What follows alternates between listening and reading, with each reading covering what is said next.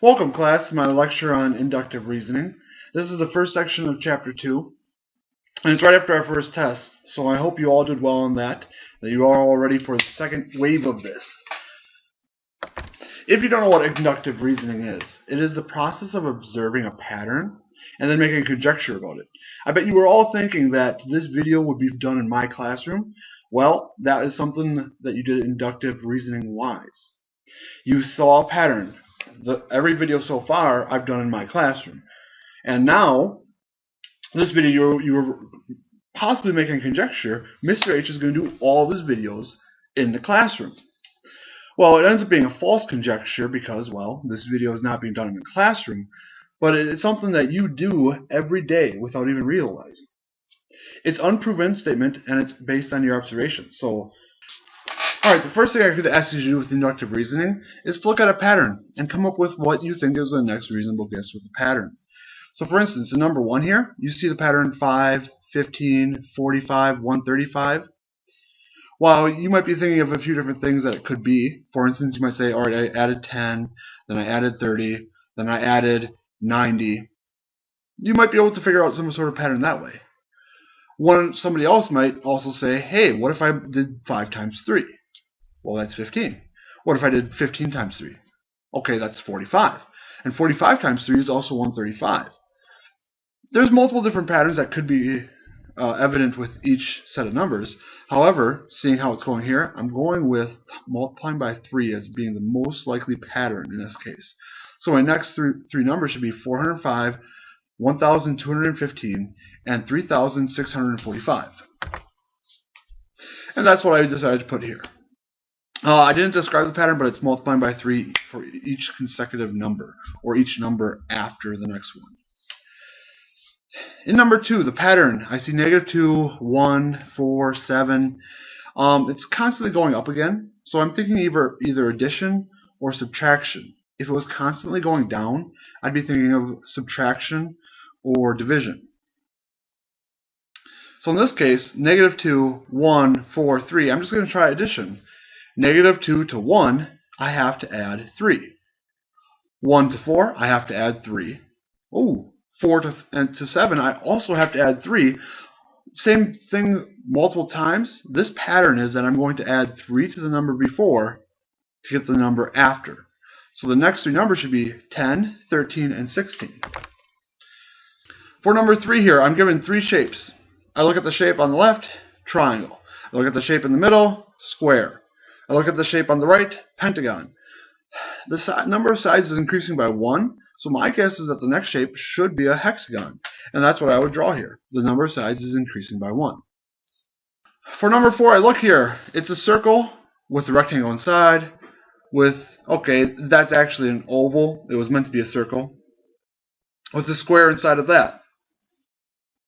The next shape over, the middle shape here, circle, rectangle, again meant to be a circle. So we got rid of the inside square.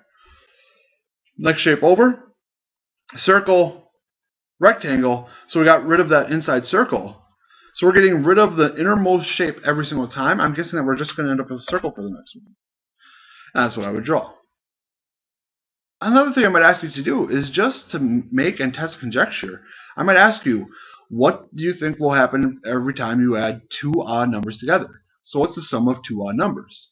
Well, the first thing I'd have to do is add up different odd numbers. So I do 3 plus 5, I get 8. I did 7 plus 9, I got 16. I did -5 plus 7, I got 2. I could keep doing this, but I'm starting to see a pattern. Every single time I added 2 odd numbers, I got an even number. So my conjecture is that the sum of 2 odd numbers is an even number. The next one down, I realize that these are all labeled number 1. Something happened when I was putting animations in so that way I could click here. I don't know why. Alright, the product of 2 even numbers. So again, my first step is to multiply 2 even numbers. So I chose 3 sets. I did 4 times 6, 8 times 8, -4 times 4. And each time I got 24, 64, -16 respectively. And I noticed again that 2 evens, I got a product of an even. So the product of 2 even numbers is even, is my conjecture. The next one, the sum of 3 consecutive odd numbers. Gosh, at this point, I sure hope you've picked up on the pattern here of what you're supposed to do, and that is come up with a few sets of 3 consecutive odd numbers. See, already doing that inductive reasoning. I just must be a great teacher. Anyway, 3 consecutive odd numbers. Consecutive means in a row. So for instance, 3, 4, 5, they're consecutive numbers because they're right after each other. More specifically, they're consecutive integers. But if I said 3 consecutive odd numbers, so they're going to be 3 odd numbers in a row. I really should have said odd integers there, I realize. Integers are just what we call whole numbers, but they can be negative and 0. So 3 consecutive odd numbers, let's choose these sets right here. 3 plus 5 plus 7, I got 15. However, I realized that was 3 times 5. 1 plus 3 plus 5, I got 9. But I realized that was 3 times 3. Same thing with 15, 17, and 19. I got 51, which was 3 times 17. So the sum of 3 consecutive odd numbers is just 3 times the middle number. Or at least that's my conjecture. Remember, all these could be false. They're unproven.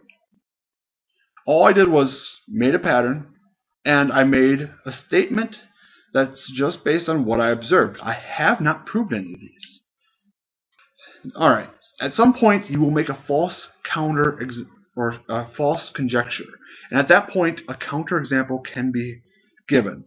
For instance, the conjecture of Mr. H will do every single one of his videos in the classroom is false because there's this video.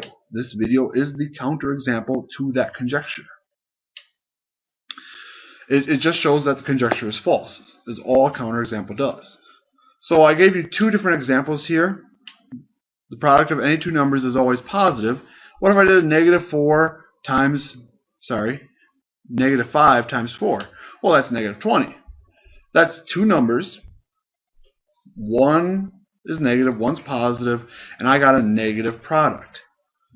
Remember, product is the multiplication of 2 numbers, the result of those 2 numbers. Maybe you have another conjecture. We will have school each and every weekday. Well, your counterexample, well, for you, not for me, is October 10th. That is our first in-service, where you students will have off. So, there's 3 different examples here. Each one has a counterexample. All prime numbers are odd. Well, let's see, 3, 5, 7, 11, 13, 17, 19. All these are prime numbers, a number that can only have factors of 1 and itself. So 1 times 3 is the only possibility I have to get to 3. Whereas 4, I have the option of 2 times 2. So 4 is not prime, because 2 times 2 is 4. Whereas 3 has to be prime because the only way to multiply to be 3 is 1 times 3. The only prime number that is not odd is 2. So this is actually the case where 2 is the counterexample of that statement, of that conjecture. If the sum of 2 numbers is even, then both of those numbers are also even. Well, 4 plus 4, that's 8. 4 plus 6, that's 10. Okay, so the sum of 2 even numbers is definitely even. However, this is going the other way. It's saying if I have the sum be even, then I have to have started with even numbers. Well, let's just try 3 plus 4. Okay, that's 7. So far nothing has been broken because 7 is odd. Well, let's try 3 plus 5. Odd plus odd. That's 8.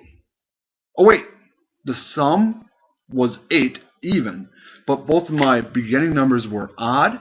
That conjecture is false because there's 2 such numbers, 3 plus 5 equals 8. It shows that this statement is false. The sum of 3 consecutive numbers is always odd. Well, we just had this example. We did 1 plus 3 plus 5 to be 9. We had 15 plus 17 plus 19 to be 51. So it would sort of convince me to say this statement. However, it just said 3 consecutive numbers. Now, if it said the sum of 3 consecutive odd numbers, this would actually be a true conjecture. However, the sum of 3 consecutive numbers does not rule out 3 plus 4 plus 5, which happens to be 12. 3 consecutive numbers does not always have to be odd. At this point, you should now be able to identify patterns and make conjectures about those patterns, and you should be able to provide me a few counterexamples to false conjectures. Of course, you can't provide a counterexample to a true conjecture because there is no such counterexample. Well, till next time.